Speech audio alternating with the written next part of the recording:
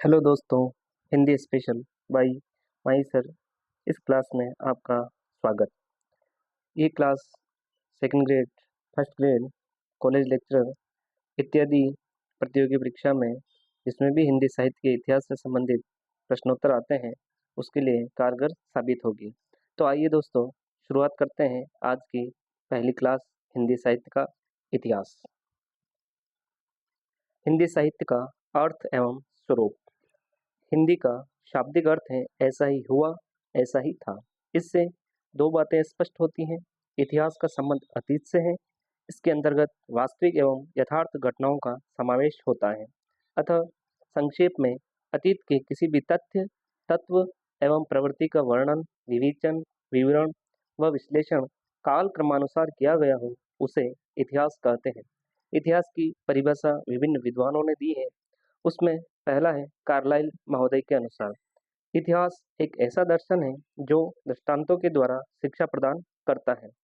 अगली परिभाषा देने वाले विद्वान है कांत, सृष्टि का बाह्य विकास प्रकृति के आंतरिक विकास का प्रतिबिंब मात्र है।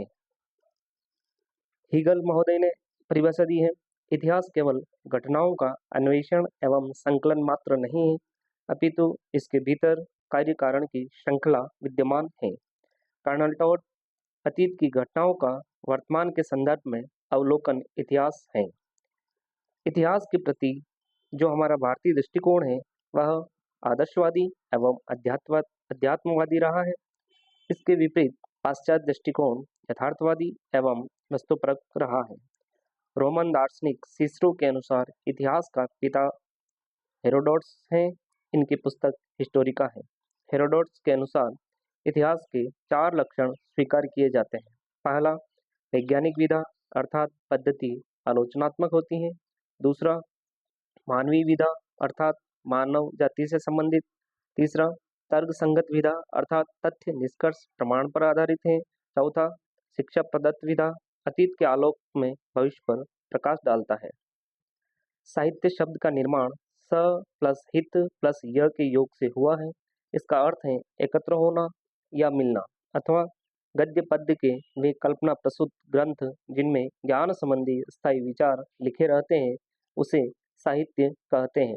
मनुष्य के सामाजिक एवं सांस्कृतिक जीवन का विश्लेषण साहित्य कहलाता है। रामचंद्र शुक्ल के अनुसार साहित्य के इतिहास को जनता की चित्तवृत्ति का इतिहास मानते हैं। जनता की चित्तवृत्तियां तत्कालीन परिस्थितियों से परिवर्तित हुई हैं, अतः साहित्य का स्वरूप भी इन परिस्थितियों के अनुसार बदलता है। साहित्य के इतिहास में हम प्राकृतिक घटना एवं मानवीय क्रियाकलाप के स्थान पर साहित्य रचना का अध्ययन ऐतिहासिक दृष्टिकोण से करते हैं।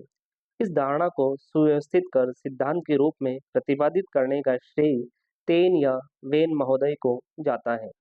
इन्होंने साहित्य की प्रवृत्तियों के मूल में 3 प्रमुख सक्रिय तत्व माने हैं: जाति, वातावरण एवं क्षण विशेष। तेन के सिद्धांत की आलोचना हडसन द्वारा की गई। इतिहास लेखन की पद्धतियाँ। पहली पद्धति वर्णानुक्रम पद्धति, इसे वर्णमाला पद्धति भी कहते हैं। इसमें लेखन एवं कवियों का वर्णन उनके वर्णों के अनुसार किया जाता है। इस पद्धति के लेखक गार्सद तासी एवं शिवसिंह सेंगर हैं। दूसरी पद्धति काल क्रमानुसार पद्धति, इसमें वर्णन जन्म तिथि के आधार पर किया जाता है। इस पद्धति के लेखक जॉर्ज ग्रियर्सन एवं मिश्र बंधु हैं। तीसरी पद्धति वैज्ञानिक पद्धति, इसमें इतिहास लेखक पूर्णतया निरपेक्ष एवं तटस्थ रहकर तथ्य संकलन कर क्रमबद्ध एवं व्यवस्थित रूप से प्रस्तुत करता है। चौथी पद्धति विधेयवादी पद्धति, यह सर्वाधिक उपयोगी पद्धति है। इसके जन्मदाता तेन है। हिंदी में इस पद्धति का सूत्रपात रामचंद्र शुक्ल ने किया है। 19वीं सदी के पूर्व विभिन्न कवियों एवं लेखकों द्वारा विभिन्न ऐसे ग्रंथ लिखे गए जिसमें कवियों का जीवन एवं इतिहास मिलता है। इन्हें इतिहास सूत्र भी कहा जाता है। दोस्तों, अब जो शुरुआत कर रहे हैं हम हिंदी साहित्य लेखन की परंपरा। 84 वैष्णव की वार्ता एवं 200 वैष्णव की वार्ता, दोनों ग्रंथ गोकुलनाथ कृत रचित हैं। अगला ग्रंथ है भक्तमाल, नाभादास, मूल गोसाई चरित, बाबा बेनी माधवदास, भक्त नामावली, ध्रुवदास, कवि नामावली, सुदन, कविमाला, हरिराय, कालिदास हजारा, Kalidas Trivedi, selection from Hindi literature Lala Sitaram, सुक्ति सरोवर लाला भगवान दीन, राग कल्पद्रुम या राग सागरोद्भव कृष्णानंद व्यासदेव, विद्वान मोद तरंगिणी सुब्बा सिंह। हिंदी साहित्य लेखन की परंपरा का प्रारंभ। पहला प्रयास गार्सद तासी के द्वारा हिंदी तथा उर्दू साहित्य का सर्वप्रथम इतिहास ग्रंथ इस्तवार द लिटरेतुर एंदुई ए हिंदुस्तानी इन्हीं का लिखा हुआ है। इसका पहला संस्करण दो भागों में 1839 एवं 1847 में प्रकाशित हुआ था। दूसरा परिवर्धित संस्करण 3 भागों में 1870-71 में प्रकाशित हुआ था। इसका प्रकाशन the oriental translation committee of Ireland द्वारा किया गया। विशेष तथ्य 1848 ईस्वी में दिल्ली के मौलवी करीमुद्दीन ने अपने गुरु F.A. फैलन के सहयोग से तासी के ग्रंथ का अनुवाद तबकात-ई-शशूरा अथवा तज़किरा-ई-शशूरा नाम से किया। 1953 में लक्ष्मी सागर वार्ष्णेय ने तासी के ग्रंथ का हिंदी अनुवाद एंदुई साहित्य का इतिहास नाम से किया। इस साहित्य इतिहास की कमियां हैं। विभाजन काल क्रमानुसार न होकर वर्ण अनुसार किया है। पहला कवि इसमें अंगद और अंतिम कवि हेमंत है। इसमें काल विभाजन का कोई प्रयास नहीं किया गया। शुक्ल जी ने इसे वृत्त संग्रह कहा है। तासी के ग्रंथ में कवियों की कुल संख्या 738 है, जिसमें हिंदी के कुल 72 कवि हैं। तासी ने कुल 66 पुस्तकों की मदद ली थी। यह हिंदी साहित्य का प्रथम इतिहास ग्रंथ है। नलिन विलोचन शर्मा ने तासी को हिंदी साहित्य का प्रथम इतिहासकार कहा है। हिंदी साहित्य लेखन में दूसरा प्रयास करने वाले हैं शिव सिंह सेंगर। इनका ग्रंथ है शिव सिंह सरोज 1883 में। इसमें लगभग 1000 कवि सम्मिलित हैं, जिसमें हिंदी के 838 कवि हैं। इसका प्रकाशन नवल किशोर प्रेस लखनऊ से हुआ है। विशेष तथ्य इस ग्रंथ को हिंदी साहित्य के इतिहास का प्रस्थान बिंदु कहा जाता है। किसी भारतीय विद्वान द्वारा इतिहास लेखन का प्रथम प्रयास है एवं हिंदी भाषा का भी प्रथम प्रयास है। इस ग्रंथ में हिंदी का प्रथम कवि पुष्य या पुंड को माना गया है। इस ग्रंथ की कमियां इसमें भी काल विभाजन का कोई प्रयास नहीं किया गया। कवि वर्णन में अकारादि पद्धति का प्रयोग किया गया है। लेखन का तीसरा प्रयास जॉर्ज ग्रियर्सन द्वारा। इनकी जो रचना है modern vernacular literature of Hindustan 1888 ईस्वी में। इसे हिंदी साहित्य का प्रथम इतिहास ग्रंथ कहा जाता है। यह मूलतः अंग्रेजी भाषा में लिखा गया है। यह ग्रंथ 12 अध्यायों में विभक्त है। इसका प्रकाशन the royal Asiatic society of Bangla के पत्रिका के विशेषांक के रूप में हुआ। इसमें कुल 952 कवि हैं, जिसमें से 886 कवि शिव सिंह सरोज से उल्लिखित हैं।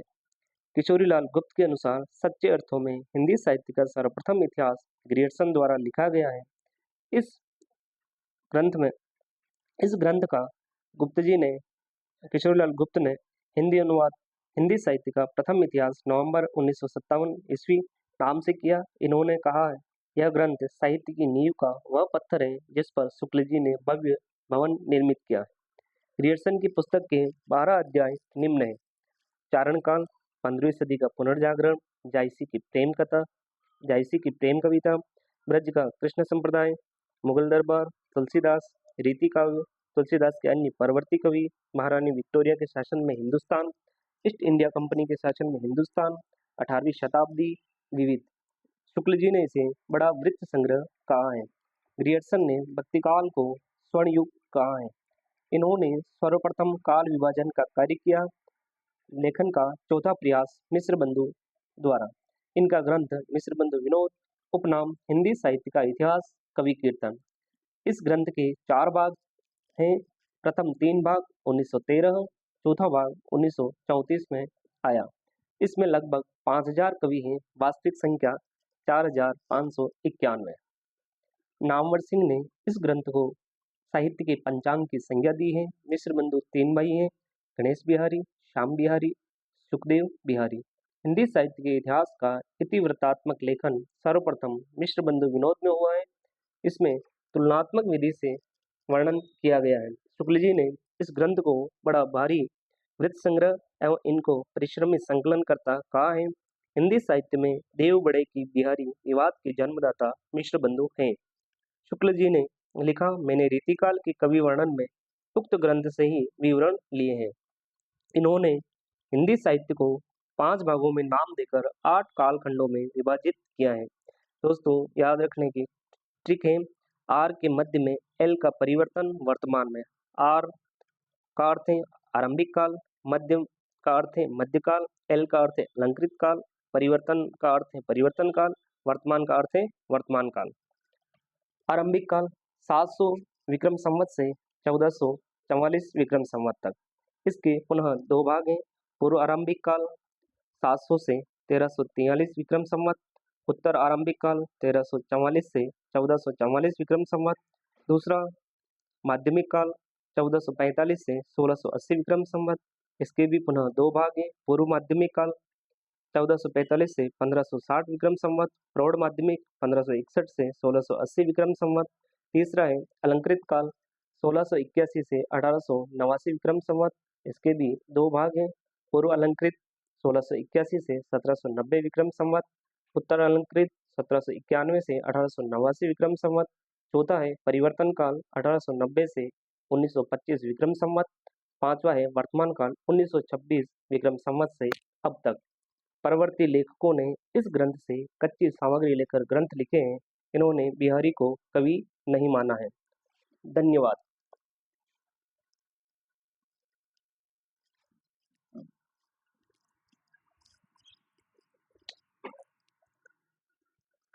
कर लेगा।